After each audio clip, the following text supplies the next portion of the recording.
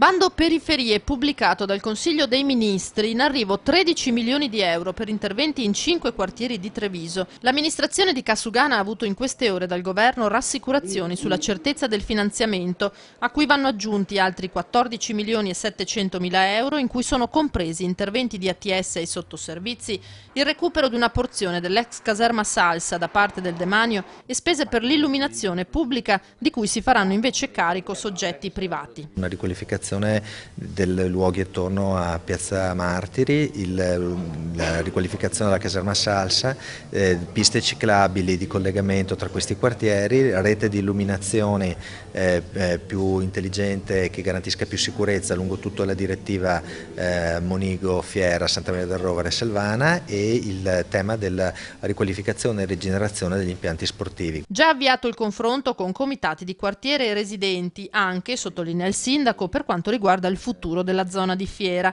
Da parte del demanio già elaborata la progettazione preliminare per ricavare nell'ex caserma Salsa uffici per Agenzia delle Entrate, Guardia di Finanza e Polizia Tributaria attualmente alla Piani.